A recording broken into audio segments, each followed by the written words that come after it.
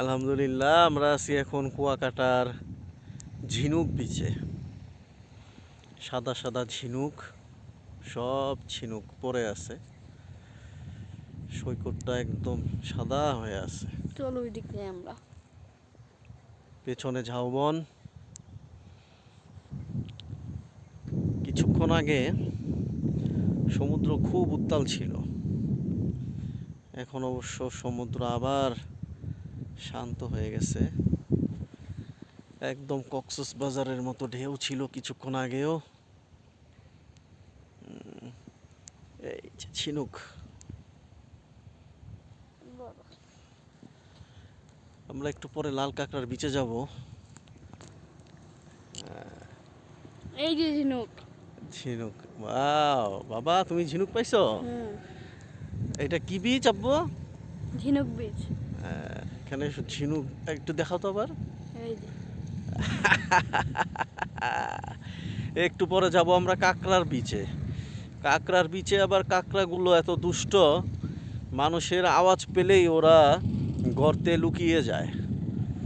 লাল কাঁকড়া, ইনশাআল্লাহ খুঁজে বের করবো আমরা কাঁকড়া।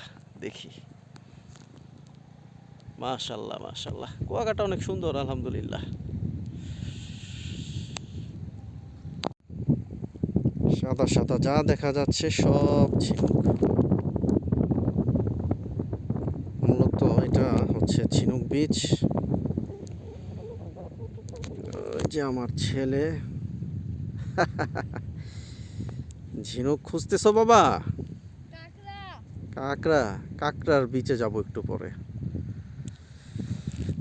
ঝাউবন চারিদিকে মাশাল্লাহ। এই যে আমার বাইক।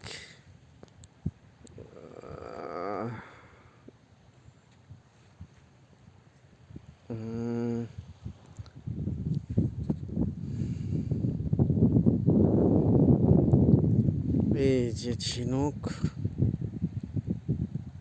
ঝিনুক পড়ে আছে সুন্দর, একদম গালিচার মতো। গালিচা হয়ে একেবারে বীজটাকে সাদা করে ফেলেছে।